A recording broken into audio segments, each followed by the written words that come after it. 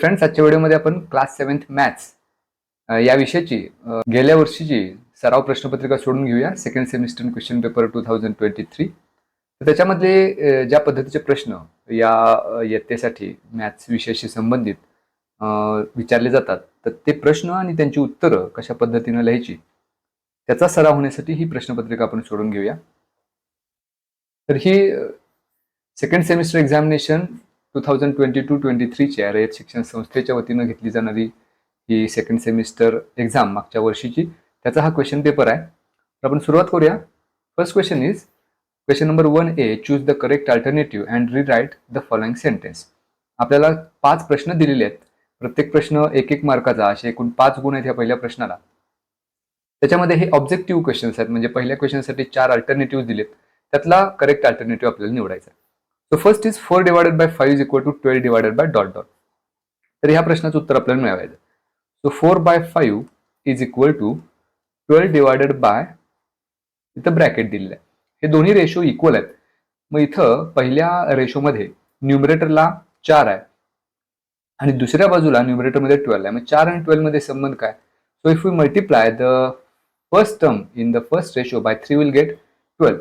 So we have to repeat the process for the denominator or the second term. So we have to multiply 5 by 3. So 5 into 3, 15. त्यामुळे इथं डिनॉमिनेटरला 15 असेल, which is given in option C. तर दुसरा question बघू.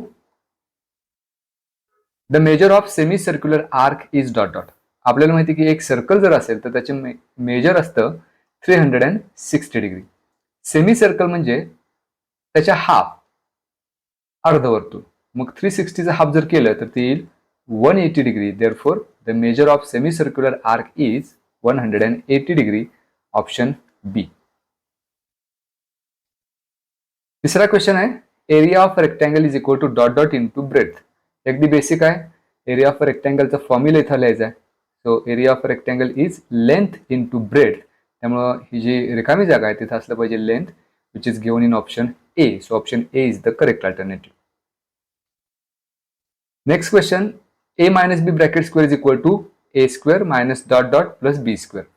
With the expansion formula, A minus B bracket square is equal to first term square, that is A square minus 2AB plus B square.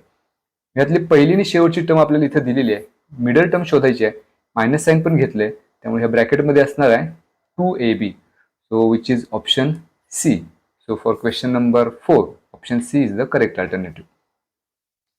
And last question is 6 square plus 8 square is equal to dot dot square. So if we make a square of 6, it is 36 plus square of 8 is 64. So 36 plus 64, that's 100. पण इथं 100 आपल्याला लिहिता येणार नाही, तर आपल्याला प्रश्न असा विचारलाय की तो 100 कशाचा वर्ग आहे. So it can be written as 10 square. So instead of this blank space, we should have 10. That is 6 square plus 8 square is equal to 10 square, which is given in option D. So option D is the correct alternative for the fifth question. तर हा पहिला question number 1A झाला, जो multiple choice question होता, ज्याच्यामध्ये आपल्याला 4 पर्याय दिलेले होते आणि त्यातला करेक्ट पर्याय निवडायचा होता. पुढचा क्वेश्चन बघू. Next question is match the pairs. A group, B group दिलेत. First from A group is circumference. So circumference of circle, त्याचा फॉर्म्युला आपल्याकडे it is either 2 pi r or pi into d. If diameter is given, pi d is the formula. If radius is given, 2 pi r is the formula. आता ह्या दोन्हीपैकी बी group मध्ये काय दिसते आपल्याला, तर पाय डी दिसते. So circumference it's related to pi D. त्यानंतर दुसरा आहे a plus b into a minus b. So it is the expansion formula of a square minus b square. त्यामुळे दुसरी जी जोडी आहे ए ग्रुपमध्ये किंवा दुसरा जो पॉइंट आहे ए ग्रुपमध्ये, त्याच्याशी रिलेटेड बी ग्रुप मधली जोडी असणार आहे A square minus B square. Question number 1C. State whether the given sentences are true or false. 3 statement दिलेत.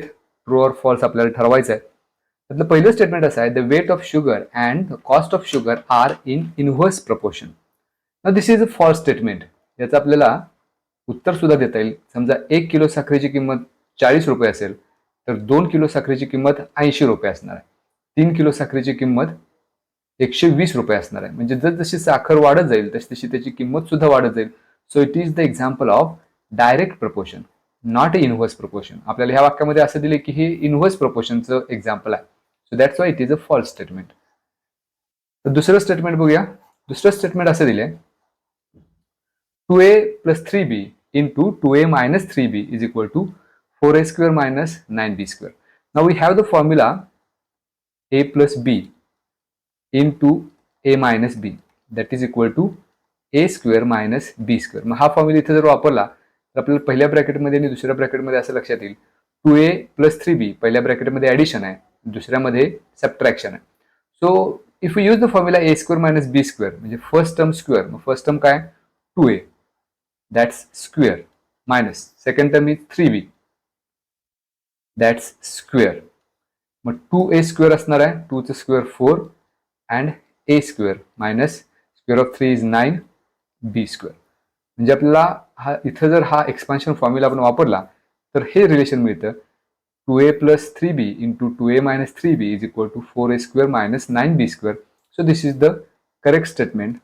So the answer of the second is true. And the last question is simple interest is equal to P into R into T divided by 100. So this is the formula for simple interest which is given. प्रश्न त्याच्या पुढे असा आहे, in this formula letter P shows a time period. So we know that P is for principal, not for a period, time period. That's why this is a wrong statement. So third statement is also false. Now question number 2, solve the following sub questions any 5. आपल्याला काही प्रश्न खाली दिलेत, सब question दिलेत, त्यातले 5 सोडवायचे कोणतेही, त्याला 10 मार्क आहेत, म्हणजे प्रत्येक सब क्वेश्चन 2 मार्क आहे. First question is expand 2x plus 3y bracket square by using the expansion formula. So this is given 2x plus 3y, ते पहिल्यांदा आहे तसं आपण लिहून घेऊया. Now here we have to use the expansion formula of a plus b bracket square, and the expansion formula is a square plus 2ab plus b square. इथं a square म्हणजे first term is 2x, त्यामुळे हे ब्रॅकेटमध्ये लिहायचं म्हणजे मग आपली चूक होत नाही. 2x square plus 2 into first term into second term. So first term is 2x into second term is 3y plus second term square. आता second term आहे 3y, पुन्हा एकदा हे 3y ब्रॅकेटमध्ये घ्यायचं आणि त्याचा स्क्वेअर. ना 2x square म्हणजे हा ब्रॅकेटमध्ये असणाऱ्या दोन्ही टर्म्सचा स्क्वेअर करायचा. Square of 2 is 4 and x square plus इथं पहिल्यांदा सगळ्या कोइफिशियंटचा प्रोडक्ट घेऊया. 2 into 2 4, 4 into 3 12 into xy म्हणजेच 12xy plus square of 3 is 9y square. So this is the expansion of 2x plus 3y bracket square. We have expanded this by using the expansion formula a plus b bracket square is equal to a square plus 2ab plus b square. Let's have the next question. If the side of a square is 12 centimeter, find its area. Now it is given that side of a square, so it's given to be 12 centimeter and we have to find the area. Its area, that means area of a square. So we have to use the formula for area of a square, and the area of square is side square. So side is given to be 12, so we should have square of 12. So 12 square is 144. Unit must be there. हा आता area आपण काढलाय त्यामुळे याचं unit असणार आहे square centimetre, or simply we can write centimetre square. So area of the square is 144 centimetre square. Next question, do the following numbers form a Pythagorean triplet 7, 45, 25. 7, 45, 25 हे Pythagorean triplet आहे का असा प्रश्न आहे. To decide whether this is a Pythagorean theorem, Pythagorean triplet or not, we have to find the square of its largest number. आता ह्या तीन पैकी largest number आहे 25.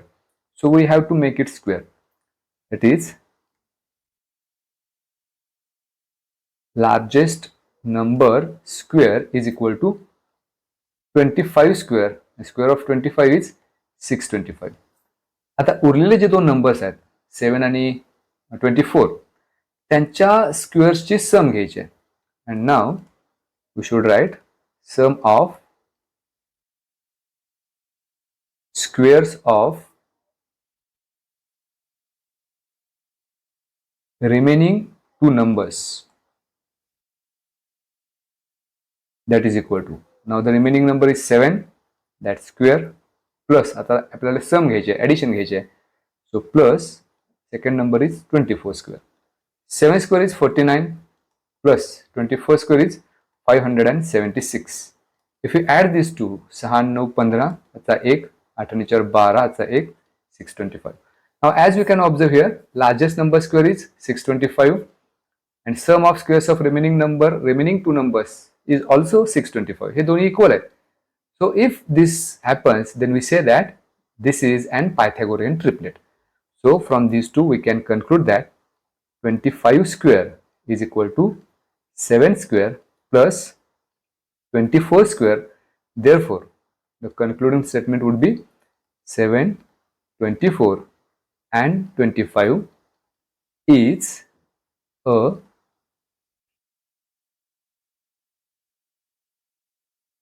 Pythagorean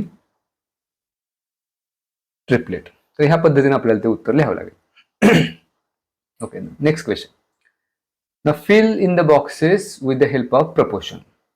इथे आपल्याला ह्या टेबलमध्ये एक माहिती दिली. In the first row it is given number of pens and in the second cost of pens. म्हणजे पहिल्या रो मध्ये पेन्स दिलेत आणि त्यांची कॉस्ट दिलेली. पहिल्या कॉलम मध्ये पेन्स दिलेत 10 आणि त्यांची कॉस्ट आहे 60. मग प्रश्न दुसऱ्या वेळेला आपल्याला असा विचारला दुसऱ्या कॉलम मध्ये जर 20 पेन असतील तर त्यांची किंमत काय असेल. मग 10 आणि 60 याच्यामध्ये फरक काय किंवा संबंध काय, तर 10 into 6 60 आहे, म्हणजे एका पेनची किंमत 6 रुपये झाली. मग त्या लॉजिकनुसार इथं 20 into 6 म्हणजे इथं रक्कम मिळणार आहे 20 into 6 इट इज 120. आणि पुढच्या वेळेला मात्र अशा किती पेन असतील ज्यांची किंमत 24 असेल. मग हे जर काढायचं असेल आता 24ला आपल्याला 6 भागावं लागेल. 6 1 6 24, त्यामुळे इथं येईल 4. आणि आता आपण टॅली करून बघूया की 4 पेनची किंमत 24 मिळते का. म्हणजे 4ला आपण जर 6 गुणलं 4 गुणिले 6 24 मिळेल. तर ह्या पद्धतीने हा चार्ट आपण कंप्लीट करायचा.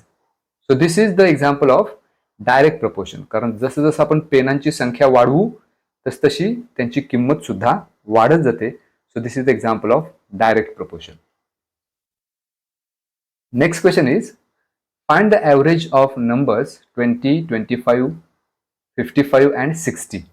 ह्या 4 नंबर्सचा आपल्याला ॲव्हरेज काढायचा आहे.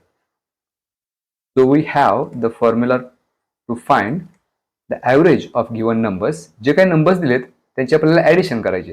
It is 20 plus 25 plus 55 plus 60 and divided by, we have to divide this by total number of numbers. आता इथे एकूण नंबर किती आहे 4.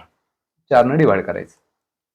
तर 20 plus 25 plus 55 plus 60 या सगळ्यांची जर बेरीज केली तर 5 आणि 5 10 येईल. त्याचा 1 6 2 12 12 आणि 4 16 160 डिवाइडेड बाय 4. आता 4 ने जर भाग घालवला आपण 4 1 4 4 1 16 आणि 0. So the average of these numbers is 40. There is another activity given here. If P is equal to rupees 2000, principal 2000 rupees delay, rate of interest 10% per annum delay, and time period 3 years. ह्याच्यावरून complete the activity to find the simple interest. Simple interest काढण्यासाठी खाली दिलेली activity आपल्याला पूर्ण करायची.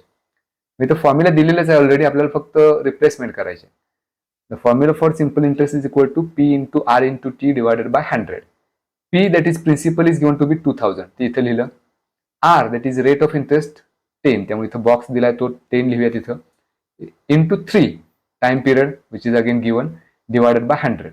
आता ह्याच्यावरून directly सगळ्यात शेवटी किंमत आपल्याला काढायची आहे. सिंपल इंटरेस्ट किती आहे. मग ह्याचं आपल्याला सिम्प्लिफिकेशन वेगळं करावं लागेल. समजा इथं 2000 म्हणजे 2 वर 3 शून्य आहेत. त्यातला हे 2 शून्य आणि छेदामध्ये 2 शून्य निघून जाईल. आता छेदामध्ये एकच शिल्लक राहिलं. फक्त न्यूमरेटर्स मध्ये जे नंबर्स आहेत त्यांचा आपल्याला प्रोडक्ट घ्यायचा आहे. 20 into 100 that's 20 into 10 that's 200 into 6 into 3 it would be 600. म्हणजे हे जर कॅल्क्युलेशन आपण केलं तर उत्तर मिळेल 600. So the simple interest is ₹600. This is the next question based on this diagram. Here, question is fill in the boxes with the help of figure aside. In the figure, it is given that O is the center of the circle. Angle AOB is a central angle, and AXB is an arc. And from this, we have to find the measure of arc AXB is equal to measure of angle dot dot. म्हणजे हा जो arc आहे AXB याचं major किती असतं, तर आपल्याला माहिती आहे की हा जो आर्क आहे तो ज्या अँगलने इन्स्क्राईब केलेला आहे अँगल AOB त्याचं जितकं मेजर असेल या अँगलचं तेवढंच मेजर ह्या आर्कचं असणार आहे. So we should have here measure of arc AXB is equal to measure of angle AOB. तर हे पहिल्या प्रश्नाचं उत्तर झालं. आता पुढं त्याचमध्ये पुढं आपल्याला असं विचारलं की किती डिग्री असेल डॉट डॉट डिग्री. आता हा अँगल AOB 70 डिग्री आहे म्हणजे आर्क AXB सुद्धा असणार आहे 70 degree. So in the second bracket we should have 70 degree. Okay, now the next question, question number 3A. Solve the following sub questions, any 3. आणि त्याला 9 mark आहेत म्हणजे त्यातला प्रत्येक सब क्वेश्चन प्रत्येकी 3 मार्काला आहे. First is if the circumference of a circle is 176 centimeter, find the radius. Now here we have to use the formula for circumference of a circle.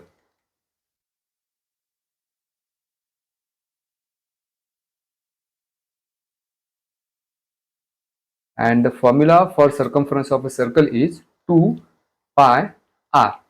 Where the circumference is given 176, त्यामुळे circumference च्या खाली लिहूया 176 is equal to 2 into value of pi we should take 22/7 into r for a radius. ते तसंच ठेवूया. आणि ह्या question मध्ये आपल्याला असं विचारले की फाइंड इट्स रेडियस म्हणजे r ची किंमत आपल्याला काढायची. आता ही इक्वेशन आपण सोडवूया आपल्याला r ची किंमत मिळेल म्हणजे 176 लेफ्ट हँड साइडलाच ठेवूया इंटू 2 जर ह्या बाजूला घेतलं तर 1/2 होईल इंटू 22/7 जर पुन्हा ह्या बाजूला घेतलं तर त्याचा रेसिप्रोकल होईल 7/22. आणि आता राईट हँड साइडला शिल्लक राहील फक्त r. आता इथं भाग घालूया आपण 22 न भाग जाईल 22 एके 22 22 गुणिले 8 176 पुन्हा 2 न इथं भाग जाईल 2 एके 2 चौक 8. So 4 into 7 that's 28 is equal to r.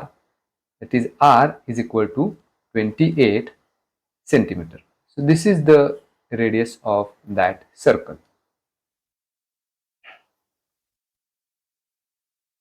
Next question. 10 men take 4 days to complete the task of tearing a road. How many days would 8 men take? इथं 2 व्हेरिएबल्स दिलेत मेन आणि नंबर ऑफ डेज दे टूक. Number of main दिलेत आणि एक काम करायला त्यांना लागणारे दिवस दिले. पहिल्या वाक्यात आपल्याला असं दिले 10 men take 4 days. Number of men आहेत 10, दिवस किती घेतात तर 4. आणि प्रश्न पुढे आपल्याला असा विचारला की 8 मेन असतील 8 माणसं जर असतील तर 8 माणसं जर असतील तर ते किती दिवस घेतील. तर तिथं आपण घेऊया लेटर एक्स. आता हे अशा पद्धतीने लिहिल्यानंतर सगळ्यात आधी आपल्याला हे ठरवायचं आहे की हे एक्झाम्पल कोणतं आहे, कोणत्या प्रकारचं व्हेरिएशन आहे, इनव्हर्स व्हेरिएशन आहे की डायरेक्ट व्हेरिएशन आहे. डायरेक्ट व्हेरिएशन म्हणजे एक व्हेरिएबल वाढताना दुसरं पण वाढत असेल तर त्याला डायरेक्ट व्हेरिएशन आपण म्हणतो. जसं की कॉस्ट ऑफ अ पेन, एक पेनची किंमत 10 असेल तर 2 ची होणार 20, 5 ची किंमत होणार 50. म्हणजे एक वाढताना दुसरं पण व्हेरिएबल वाढत जातं. So this is the example of direct variation. ह्या केसमध्ये आपण बघूया की समजा ही 10 माणसं आहेत तर त्या 10 माणसांना एखादं काम करायला 4 दिवस लागतात आणि आता माणसांची संख्या समजा वाढवली तर लागणारे दिवस आहेत ते पुन्हा वाढतील का, ते कमी होणार आहेत. मग हे एक्झाम्पल आहे की ह्यामध्ये एक व्हेरिएबल वाढत असताना दुसरं मात्र कमी कमी होत जातं. So it is the example of inverse variation. आता इनव्हर्स व्हेरिएशनचं एक्झाम्पल हे जर असेल तर आपल्याला माहिती आहे की जर इनव्हर्स व्हेरिएशन असेल तर ह्यांच्यामधले हे जे 2 व्हेरिएबल्स आहेत मेन आणि नंबर ऑफ डेज यांचा प्रोडक्ट सेम असतो. So we have 10 into 4 is equal to 8 into x. कारण इथं 10 माणसं असताना त्यांना 4 दिवस लागणार म्हणून त्या दोन्हीचा गुणाकार केला. त्यानंतर 8 माणसं असतील तर किती दिवस लागतील त्यासाठी अक्षर आपण x घेतले म्हणून त्या दोन्हीचा गुणाकार केला आणि हे एक्झाम्पल इन्व्हर्स व्हेरिएशनचं असल्यामुळं हे दोन्ही गुणाकार समान असतील. आता आपल्याला किंमत एकशी काढायची आहे, नंबर ऑफ डेज काढायचे आहेत, त्यामुळे 8 लेफ्ट हँड साईडला घेऊया, ते डिनॉमिनेटरला जाईल इज इक्वल टू एक्स. इथं 4 न भाग जाईल, 4 एके 4, 4 दोन्ही 8, पुन्हा 2 न भाग जाईल, 2 एके 2, 2 पंचे 10. So 5 is equal to x. So x is equal to 5. याचा अर्थ असा होतो की जर 8 माणसं असतील तर त्यांना काम करायला दिवस लागणार आहेत 5. म्हणजे बरोबर पण आहे, कारण 10 माणसं असतील तर ते काम 4 दिवसात उरकत असतील. माणसांची संख्या कमी केली म्हणजे त्यांना काम करायला लागणारे दिवस ही संख्या वाढणार आहे, जी इथं वाढलेली आहे, म्हणजे आपलं उत्तर हे बरोबर आहे. This is the next question. In the figure aside, find the value of x. ह्या फिगर मध्ये x ची व्हॅल्यू आपल्याला काढायची आहे, which is denoted by diagonal PR. Diagonal PR ची थोडक्यात आपल्याला किंमत काढायची आहे आणि इथं आपल्याला असं दिलंय यूज पायथागोरस थिरम. आता पायथागोरस थिरम आपल्याला माहिती आहे की if in a right angle triangle, तर ह्या डायग्राम मध्ये आपल्याला ट्रायंगल पी क्यू आर हा राईट अँगल ट्रायंगल दिलाय. So in this right angle triangle we can use the theorem of Pythagoras, that is hypotenuse square. मग ह्याच्यामध्ये हायपोटेन्यूस कोणता, तर 90 डिग्रीच्या समोरची साईड. मग 90 डिग्री आहे क्यू, त्याच्या समोरची side P R, so that square. P आरचा स्क्वेअर करूया is equal to remaining two sides कोणत्या, तर पी क्यू आणि Q R. So P R square is equal to P Q square plus Q R square. आणि हे कशावरून लिहिलं आपण, तर बाय थिअरम ऑफ पायथागोरस. आता ह्याच्यातल्या ह्या 3 पैकी कुठलेही 2 दिले असतील तर आपण तिसरी साईड काढू शकतो. पी आर ची साईड आपल्याला काढायची आहे, किंवा इथं आपण असं लिहूया, पी आर ची साईड दिली x, so instead of P R we should write x, त्याचा स्क्वेअर आहे, so x square is equal to P Q ची लेंथ दिलेली आहे 5, that square, plus Q R ची पण लेंथ दिलेली आहे 12, that square. So x square is equal to 5 square is 25 plus 12 square is 144. So we have x square is equal to 25 plus 144, 169. Now if we take square root on both the sides, x square the square root मिळेल x is equal to, and square root of 169 is 13. So value of x is 13. Next question, complete the activity to find the factors. इथं आपल्याला पहिलं statement असं दिले 3a square minus 27b square. ह्या 2 ज्या terms आहेत 3a square आणि 27b square, ह्यांच्यामधून common पहिल्यांदा काय निघते, तर तेच पहिल्या स्टेपला दिले की 3 या त्याच्यातून कॉमन घेतलेला आहे. आता या पहिल्या टर्म मधून 3 जर कॉमन घेतले तर शिल्लक काय राहील a स्क्वेअर, जे इथं लिहिलेलं आहे पहिली टर्म. त्याच पद्धतीनं दुसऱ्या टर्म मधनं ह्या 27 मधून 3 कॉमन घ्यायचे. मग 27 ला 3 न जर डिवाइड केलं तर शिल्लक राहतात 9, 9 त्रिक 27, कारण 27 मधून फक्त 3 कॉमन घेतले त्यामुळे 9 तसेच राहतील, आणि बी स्क्वेअर पण तसंच राहील, तेही कॉमन आपण घेतलेलं नाही. आता हा जो आपल्याला ही जी टर्म मिळालेली आहे, आता इथे एक स्टेप आपल्याला वाढवावं लागेल, 3 इंटू ए स्क्वेअर मायनस, तर 9b स्क्वेअर हेच आपण असं लिहू शकतो पहा, 3b ब्रॅकेट स्क्वेअर, कारण 3b ब्रॅकेट स्क्वेअर म्हणजेच काय, 3चा स्क्वेअर 9, बीचा स्क्वेअर बी स्क्वेअर. आता हे कोणत्या फॉर्म मध्ये आहे, now it is in the form a square minus B square, first term square minus second term square. इथं फर्स्ट टर्म म्हणजे a आहे, सेकंड टर्म म्हणजे 3b आहे. इथं जर हा फॉर्म्युला वापरायचा असेल तर आपला फॉर्म्युला आहे a plus B into A minus B, म्हणजे एकदा ह्या दोन्हीची बेरीज करायची, एकदा वजाबाकी करायची. आता हे 3 जे आहे ब्रॅकेटच्या बाहेर आहे तसंच लिहिले आपण, या दोन्हीची एकदा बेरीज करूया. म्हणजे फर्स्ट टर्म काय आपली इथं a, सेकंड टर्म 3b, त्यांची पहिल्यांदा बेरीज करूया. मग a इथे लिहिलेलंच आहे, प्लस दुसऱ्या ब्रॅकेटमध्ये काय येईल 3b, हा पहिला ब्रॅकेट झाला. दुसऱ्या ब्रॅकेटमध्ये त्यांची वजाबाकी करायची आहे, म्हणजे a प्लस 3b आहे, दुसऱ्या ब्रॅकेटमध्ये येईल a मायनस 3b, हे दुसऱ्या ब्रॅकेटमध्ये. So this is the expansion of a square minus 3b bracket square. तर ह्या पद्धतीने ही ऍक्टिव्हिटी अशा पद्धतीने आपली पूर्ण होईल. So here we have used the expansion formula a square minus b square. Okay, the next question is, the daily rainfall for each day of a week in a certain city is given in millimeters. Find the average rainfall during the week 9, 11, 8, 20, 10, 16 and 12. तर आपल्याला ह्या सगळ्यांचा average काढायचा थोडक्यात. So average rainfall is equal to, average काढायला आपल्याला माहिती आहे की ह्या सगळ्यांची पहिल्यांदा करायची बेरीज. So first number is 9 + 11 + 8 + 20 + 10 + 16 + 12. हे 7 दिवसाचे 7 रेनफॉल्स आणि एकूण 7 दिवस आहेत आठवड्याचे, म्हणून याला डिवाइड करायचं आहे 7. या सगळ्यांची बेरीज करूया. 11 आणि 9 20, 20 आणि 20 40, 40 आणि 10 50, 50 आणि 8 58, 58 आणि 12 70, 70 आणि 16 86 डिवायडेड बाय 7. तर इथे 7 न भाग घालूया, पूर्ण भाग काही जाणार नाही. 7 × 7, 1 शिल्लक राहतील, 16 होतील. 7 × 2 = 14, 2 शिल्लक राहील. आता 2 ला मात्र 7 न भाग जात नाही, म्हणून इथे घ्यायचा डेसिमल. त्या डेसिमल बद्दल एक 0. आता भाग झालेला 7 × 2 = 14, शिल्लक राहील 6. पुन्हा एकदा 0 घेऊया, कारण 6 ला 7 न भाग जात नाही. 7 × 8 = 56. अप टू 2 डिजिट्स आपल्याला उत्तर घ्यायचं असतं. So average rainfall is 12.28. तर हे आपलं उत्तर झालं. ह्या पद्धतीने ॲव्हरेज आपल्याला काढायचं आहे. काही वेळेला फ्रॅक्शनमध्ये सुद्धा आपल्याला असा भाग घालवावा लागतो. Okay, now the next question, question number 4. Solve the following sub questions. Any 3 9 marks. प्रत्येक सब क्वेश्चन पुन्हा 3-3 मार्काला आहे. Question is, if Rihanna deposits 1500 rupees in the school fund at 9% per annum for 2 years, what is the total amount she will get? म्हणजे तिनं काही रक्कम ठेवलेली आहे बँकेमध्ये आणि त्यासाठी काही रेट दिला आहे, वर्ष दिलेत, किती वर्षांसाठी ठेवले, किती रुपये ठेवले ते पण दिले. त्याच्यावरून आपल्याला त्या 2 वर्षानंतर तिला रक्कम किती मिळेल हे काढावं लागेल. म्हणजे त्या 2 वर्षानंतर तिला आपलं प्रिन्सिपल तर मिळेलच, पण त्याच्यासोबत इंटरेस्ट पण मिळेल. मग ते इंटरेस्ट किती मिळेल ते पहिल्यांदा आपल्याला काढावं लागेल. So for that first of all we should write the given P, principal is given to be 1500, rate of interest is 9% per annum and the time is 2 years.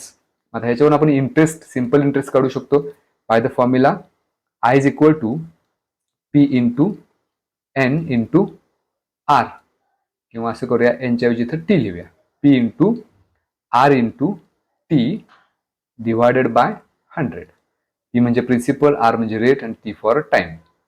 Principal आपल्याला दिलंय 1500, rate of interest is given to be 9 and time is given to be 2 divided by 100. मग numerator आणि denominator मध्ये हे 2 झिरोला 2 zero निघून जातील. 15 × 2 30, 30 × 9 270. तर हे झालं इंटरेस्ट. एवढे इंटरेस्ट मिळणार आहे. पण ज्यावेळेला ती मुदत संपते त्यावेळेला फक्त इंटरेस्ट मिळत नाही, तर प्रिन्सिपल प्लस इंटरेस्ट आपल्याला मिळतं. मग त्या 2 वर्षानंतर तिला अमाऊंट किती मिळेल हे कसं काढायचं? तर प्रिन्सिपल प्लस इंटरेस्ट या दोन्हीची करायची बेरीज. प्रिन्सिपल आपल्याला माहितीच आहे 1500 प्लस इंटरेस्ट आपण कॅल्क्युलेट केले आत्ताच 270. या दोन्हीची करायची बेरीज. So it is 1770.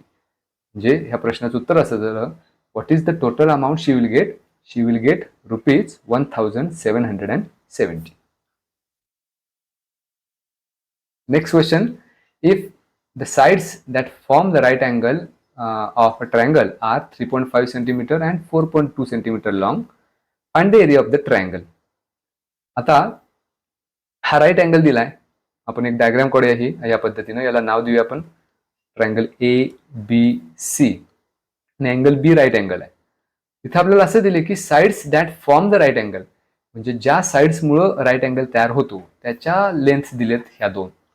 आता समजा BC आपण घेऊया 3.5 सेंटीमीटर आणि AB समजा घेऊया 4.2. तर हे दिलेली माहिती आणि ह्याच्यावरून प्रश्न विचारलाय, find the area of the triangle. So we have to find the area of triangle ABC. So here area of triangle ABC is equal to, we have the formula for area of a triangle. It is 1/2 into base into height. आता ह्या triangle साठी BC जर आपण base घेतला तर height म्हणजे काय, तर त्याच्यावर काढलेला परपेंडिक्युलर. मग आता ह्या BC वर परपेंडिक्युलर कोणता काढला तर AB, त्यामुळे ही झाली height. So 1/2 into BC into AB, that is equal to half into, तर BC ची लेंथ आपण 3.5 घेतलेली आहे, इथं ठेवूया, इंटू AB ची लेंथ 4.2 इथं ठेवू. आता ह्या दोन्हीला भाग घालूया, आपण 2 न भाग घालूया, 2 दुने 4, हा डेसिमल आहे तसाच 2 के बे. So we have 3.5 into 2.1. आता हा गुणाकार कसा करायचा, दोन्ही ठिकाणी डेसिमल आहेत. एक लक्षात घ्यायचं आपण पहिल्यांदा की पहिल्यांदा 35 आणि 21चा गुणाकार करायचा आणि मग डेसिमलचा विचार करायचा. तर आपण 35 आणि 21चा गुणाकार केला तर 21 गुणिले 5 105, आजचे 10 येतील, 21 त्रिक 63 आणि 10 73, 735 येईल. आणि आता मग डेसिमलचा आपण विचार करूया. इथं 35 नाही 3.5 आहे, 21 नाही 2.1 आहे. मग पहिल्या नंबरमध्ये डेसिमल नंतर एक डिजिट आहे, दुसऱ्यामध्ये डेसिमल नंतर एक डिजिट आहे, एकूण डेसिमल नंतरची डिजिट किती झाली तर 2. आता हे 735 जे उत्तर मिळाले त्याच्यामध्ये उजवीकडून येताना तेवढी डिजिट सोडायची, 1 2 आणि डेसिमल द्यायचं. So product of this to that is 3.5 into 2.1 is 7.35. So area of this triangle is 7.35. याचं युनिट पण पाहिजे सेंटीमीटर स्क्वेअर.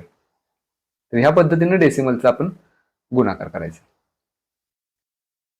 ओके, पुढचा question.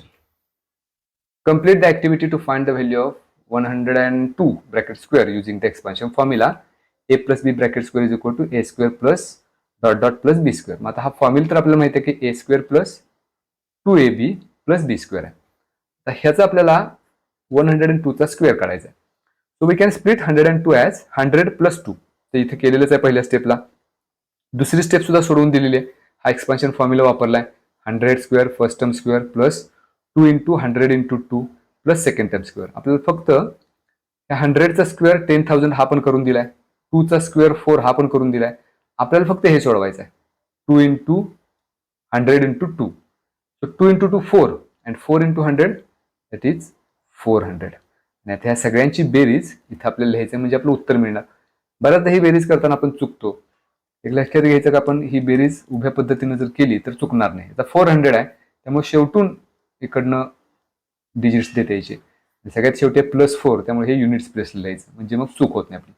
0 + 0 + 4 that's 4, 0 + 0 0, 0 + 4 again 4, 0 as it is and 1. ह्या सगळ्यांची बेरीज येईल 10,404. त्यामुळे इथं ह्या ब्लँक स्पेसमध्ये असणार आहे 10,404. So this is the square of 102. Now this is the next question. In a circle with center O, the measure of minor arc AXB is 110 degree. What is the measure of arc AYB? हा एक circle आहे, इथं आपण centre घेऊया याचा O, त्यानंतर ह्यावर 2 points घेऊया A आणि B आणि त्याच्यामध्ये घेऊया X. म्हणजे हा जो आपल्याला आर्क मिळणार आहे AXB याचं मेजर आपल्याला दिलेलं आहे. इट इज गिवन टू बी 110. म्हणजे हा जो आर्क AXB आहे याचं मेजर आहे 110. आणि प्रश्न आपल्याला असा विचारला आहे की मग what is the measure of major arc AYB. म्हणजे हा दुसरा जो आर्क राहतो शिल्लक तो मेजर आर्क असणार आहे, त्याला आपण इथं पॉइंट Y घेऊया. मग ह्याचं मेजर किती असा प्रश्न विचारला. मग त्याच्यासाठी आपल्याला एक मेजर माहिती पाहिजे, मेजर ऑफ अ सर्कल. पूर्ण सर्कलचं मेजर किती असतं तर 360. आता त्या 360 मधून जर मायनर आर्क आपण वजा केला तर शिल्लक राहील measure arc. So to find the measure of arc AYBचं आर्क AYBचं मेजर जर आपल्याला काढायचं असेल तर हा जो मायनर आर्क आहे AXB त्याचं मेजर 360 मधून सबट्रॅक्ट करायचं. So it would be 360 minus measure of arc AXB. आता 360 आहे तसंच लिहूया, minus measure of arc AXB जे दिले आपल्याला 110. So if we subtract 110 from 360, the answer would be 250 degrees. So this is the measure of major arc AYB. Now this is the next question. During the annual function of a school, a women's self-help group had set up a snack stall. Their sales every hour were worth rupees 960, 830, 945, 800, 840, 847, 970 respectively. What was the average of hourly sales? थोडक्यात आपल्याला ह्याचं average काढायचं. मग आपल्याला नेहमीच्या पद्धतीनं average आपण कसं काढतो, तर ज्या सगळ्या संख्या दिल्यात त्यांची बेरीज. First number is 960 plus second is 830 plus third is 945 plus 800 plus 847 plus last number is 970 and we have to divide it by किती नंबर्स आहेत टोटल 6, त्यामुळे 6 ने ह्याला डिवाइड करायचं. आता ह्या सगळ्या न्यूमरेटर्स मधल्या संख्यांची जर बेरीज केली तर ती बेरीज आपल्याला मिळते 5352 डिवाइडेड बाय 6. आता 6 ने याला भागूया. इथं भाग जाईल 6 48, शिल्लक राहील 5, 55 होतील. 6 9 54, एक शिल्लक राहील 12 होतील. 6 2 12. सो ॲव्हरेज येईल 892. So this is the average of hourly sales. Now the question number 5. Solve the following sub questions. Any 3 marks at 12. म्हणजे प्रत्येक सब क्वेश्चन आपल्याला 4 मार्कांसाठी. The first is in right angle triangle LMN, angle M is equal to 90 degree, length LM 12 centimeter, length LN is equal to 20, find the length of segment MN. आता ह्या प्रश्नासाठी आपल्याला diagram दिलेली नाही, त्यामुळे हा प्रश्न 4 मार्काला आहे. सर्वात आधी आपल्याला ज्या पद्धतीने माहिती दिली त्या पद्धतीने डायग्राम काढून घ्यायचे. So this is the diagram as right angle triangle given. ह्याला आपण नाव देऊया. आता नाव देताना आपल्याला एक लक्षात घ्यायचं की जो अँगल आपल्याला 90 डिग्री दिलाय तोच इथे घ्यायचा आहे, कारण हा अँगल आपण 90 डिग्री घेतलाय, त्यामुळे इथं व्हर्टेक्स एमच असणार आहे. मग आता उरलेले 2 कुठेही देऊ शकतो आपण. इथं एल घेऊन इथं एन देऊ शकतो किंवा उलट सुद्धा करू शकतो. आपण ह्या पॉईंटला एल घेऊया, ह्या पॉईंटला एन घेऊया. म्हणजे एम झाला राईट अँगल आणि त्याच्या समोरची साईड एल एन झाली हायपोटेन्यूस. आता ह्या क्वेश्चन मध्ये आणखी काय माहिती दिली बघू. L M is given to be 12 centimetre. ही साईड आहे एल एम 12 दिलेली आहे. एल एन ही हायपोटेन्यूस दिलेली आहे 20. and from that find the length of segment MN. He MN ची लेंथ आपल्याला काढायची. आता इथं as this is a right angle triangle in triangle LMN by Pythagoras theorem. आता हा प्रश्न 4 मार्काचा आहे, त्यामुळे हे पूर्ण आपल्याला लिहावं लागेल. हे कशावरून आपण लिहितो तर bye Pythagoras theorem we can write hypotenuse square is equal to side 1 square plus side 2 square. So in this triangle LN is the hypotenuse. So we should have ln square is equal to, remaining two sides are mn and lm and mn. So we have lm square plus mn square. आता ते ln दिलेलं आहे आपल्याला 20 ठेवूया इथं bracket square is equal to lm पण दिलेलं आहे 12 ब्रॅकेट स्क्वेअर आणि mn माहिती नाही ते काढायचं आहे, त्यामुळे mn स्क्वेअर तसंच ठेवूया. So 20 square that's 400 is equal to 12 square 144 plus mn square. तर mn ची व्हॅल्यू काढायची, त्यामुळे 144 आपण लेफ्ट हँड साईडला घेऊया. ते होतील minus, that is 400 minus 144 is equal to mn square. आता 400 मायनस 144 उत्तर येईल 256 is equal to mn square. आता दोन्ही बाजू त्याचं स्क्वेअर रूट आपण घेतलं. स्क्वेअर रूट ऑफ 256 इज 16, कारण 16चा वर्ग 256 आहे आणि mn स्क्वेअर त्याचा स्क्वेअर रूट येईल mn. So this is the length of segment mn. So the length of segment mn is equal to 16 centimetre. So this is the answer of this question.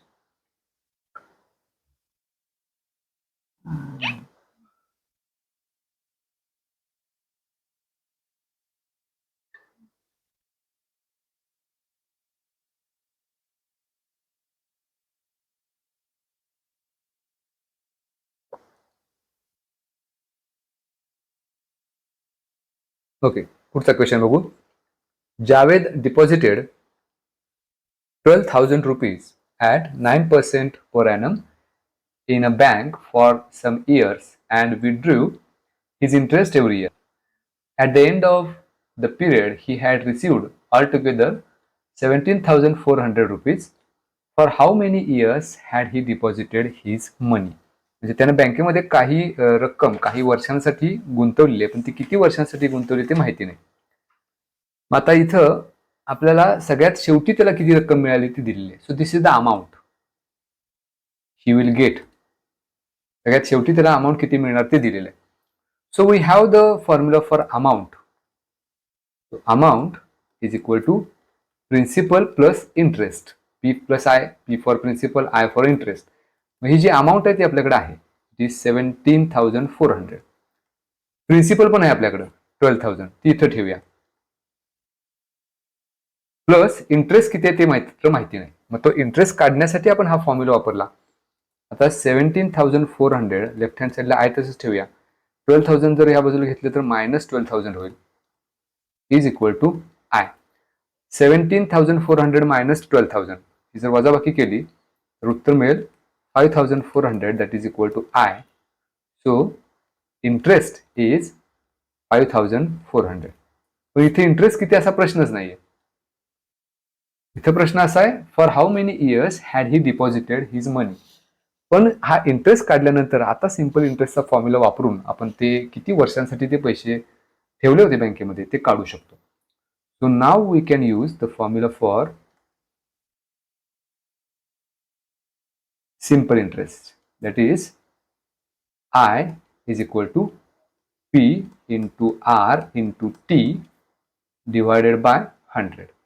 तर ह्या फॉर्म्युलामध्ये interest आहे आपल्याकडं, आपण इथं calculate केलाय. It is 5,400. Principal ते पण दिलेलं आहे 12,000 लिहूया इथं, इंटू रेट ऑफ इंटरेस्ट दिला आहे 9% पर एनम, आणि टाइम किती तेच काढायचं आहे त्यामुळे टी तसंच ठेवूया, डिवायडेड बाय 100. आता या न्यूमरेटर आणि डिनॉमिनेटर मध्ये या 2 झिरोजला 2 झिरो निघून जातील. 5,400 आहे तसंच घेऊया, इंटू किंवा हे 120 इंटू 9 जे न्यूमरेटर मध्ये आहेत या बाजूला लेफ्ट हँड साईडला आल्यानंतर ते डिनॉमिनेटरला जाईल, 120 इंटू 9, आणि राईट हँड शिल्लक राहील फक्त टी. आता हे कॅल्क्युलेट केलं की आपल्याला उत्तर मिळेल. इथे या झिरोला झिरो निघून जाईल, 9 न भागवूया पुन्हा एकदा, 9 1 9, 9 7 54 आणि 1 0 आहे, आणि तिथं 12 शिल्लक आहे डिनॉमिनेटरला, 12 1 12, 12 5 60. So 5 is equal to T, that is T is equal to 5 years. याचा अर्थ असा होतो की त्यांनी ते पैसे 5 वर्षांसाठी डिपॉझिट केले होते. So this is the answer of this question. Now the next question, a matchbox is 4 centimeter long, 2.5 centimeter broad and 1.5 centimeter in height. Its outer sides are to be covered exactly with a craft paper. How much paper will be required to do so? हा आपल्याला मॅचबॉक्स दिला आहे ज्याची length, breath आणि height दिलेली आहे. आता समजा हा मॅचबॉक्स असेल तर ही लेंथ असेल, ही ब्रेथ असेल आणि ही हाईट असेल. तर लेंथ आपल्याला दिलेली आहे 4 सेंटीमीटर, ब्रेथ पण दिलेली आहे 2.5 सेंटीमीटर आणि हाईट पण दिलेली आहे 1.5 सेंटीमीटर. आणि ह्याच्यावरून प्रश्न आपल्याला असा विचारला की हा जो बॉक्स आहे it is to be covered with craft paper. त्याला कव्हर लावायचा आहे, म्हणजे ह्याच्या सगळ्या सर्फेसेसना कव्हर लावायचा आहे. सगळ्या सर्फेसेसना जर कव्हर लावायचा असेल तर आपल्याला एकूण 6 सर्फेसेस जे आहेत त्यांचा एरिया काढावा लागेल. So we have to find the surface area, that is the total surface area.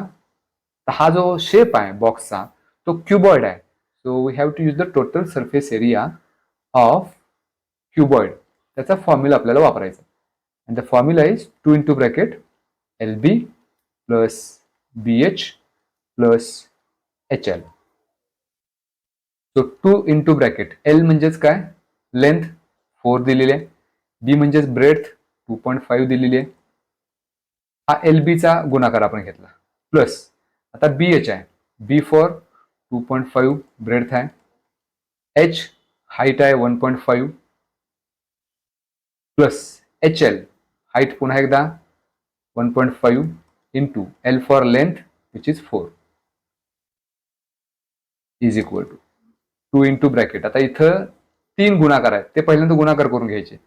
4 into 2.5 यांचा गुणाकार येईल 10, plus 2.5 into 1.5, the product of this two is 3.75, plus 1.5 into 4 6. पहिल्यांदा ब्रॅकेट सोडून घ्यायचं.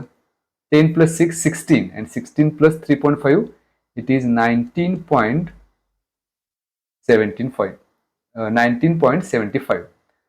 आता 2 इंटू 19.75 हा जर गुणाकार आपण केला तर तो येतो 39.50 सेंटीमीटर स्क्वेअर. कारण आपण एरिया काढतोय त्यामुळे युनिट असणार त्याचं सेंटीमीटर स्क्वेअर. तर एवढा कागद लागणार आहे, एवढा क्राफ्ट पेपर लागणार आहे. प्रश्न तोच होता, how much paper will be required. So 39.50 centimetre square, this much paper is required. And the next question is, the number of chapatis that 30 children in a hostel need at every meal is given below. Make a frequency table for these scores. ही काही माहिती आपल्याला दिलेली आहे. एकूण 30 जी मुलं आहेत हॉस्टेलमधली त्यांच्यासाठी दररोज प्रत्येक विद्यार्थ्यासाठी प्रत्येक मुलासाठी किती चपात्या लागतात ती माहिती दिलेली आहे. त्याच्यावरून आपल्याला फ्रिक्वेन्सी टेबल तयार करायचं आहे. माहिती याच्यामध्ये 2 व्हेरिएबल्स आहेत. सगळ्यात पहिलं व्हेरिएबल आहे चपातीज. त्यामुळे अशा पद्धतीने एक टेबल तयार करायचा. पहिला कॉलम त्यामध्ये लिहूया चपातीज. दुसऱ्या कॉलम मध्ये करायचे टॅली मार्क्स आणि तिसऱ्या कॉलम मध्ये किती स्टुडंट्स आहेत. सो नंबर ऑफ स्टुडंट्स, त्यालाच आपण फ्रिक्वेन्सी असं पण म्हणतो. आता इथं चपातीज लिहित असताना हे जर संख्या आपण सर्व पाहिल्या तर मॅक्झिमम आणि मिनिमम पाहायचा. मिनिमम आपल्याला 2 दिसतोय आणि मॅक्झिमम दिसतंय 5. म्हणजे 2 ते 5 हे अंक क्रमानं ह्या डेटामध्ये आलेले आहेत. So will start with 2 3 4 5. 5 पेक्षा काही जास्त नाही, त्यामुळे पुढे काही घ्यायची गरज नाही. आता फ्रिक्वेन्सी डिस्ट्रीब्युशन टेबल तयार करताना एक लक्षात घ्यायचं आहे की जी काही आपल्याला प्रश्नामध्ये माहिती दिलेली असेल त्याच्यावर अशा पद्धतीने तिरप्या रेघा मारत जायच्या आणि ते मोजत जायचे, म्हणजे चूक आपली होत नाही. म्हणजे आता पहिली संख्या इथं 3 आहे, या 3 वर तिरपी रेष मारायची आणि 3च्या कॉलम मध्ये एक टॅली मार्क करायचा. दुसरी संख्या आहे 2, इथं दुसरा टॅली मार्क. पुन्हा 2, पुन्हा दुसऱ्यामध्ये टॅली मार्क. पुन्हा 3 आलाय, तो खोडायचा, इथं टॅली मार्क करायचा. 4 समोर टॅली मार्क. 5 इथे एक टॅली मार्क. पुन्हा 4 टॅली मार्क. पुन्हा 3 इथे एक टॅली मार्क. 4 5 then 2 3 4 पुन्हा 3 आले. आता 3 झाल्यानंतर 3च्या कॉलम मध्ये आपल्याला दिसतंय की 1 2 3 4 आहे. तिरपी रेष जी 5वी रेष जी आहे ती तिरपी मारायची, म्हणजे 5चा एक ग्रुप होतो. हे 3 घेऊन झालं. आता 2 इथं तिरपी रेष मारायची, इथं 2. पुन्हा 5 आहे, इथं 5. 4 इथं पण 4 झालेत, 5वी तिरपी रेष. पुन्हा 4, आता त्याच्या पुढे आणखी एक रेष. पुन्हा 4 देन 3 अगेन 3 2. आता इथं 2 4 झालेले आहेत, 5वी एक तिरपी येईल. पुन्हा 2 पुन्हा 2 3 4 3 2 पुन्हा 3. इथं पुन्हा 4 झाले, तिरपी रेष येईल 5वी 2. आता हे सगळे मोजायचे. म्हणजे इथं 2 टॅली मार्क्स, 2 चपात्या खाणारे टॅली मार्क्स केलेले विद्यार्थी किती आहेत, तर हे 5 आणि हे 4 9 येणार आहेत.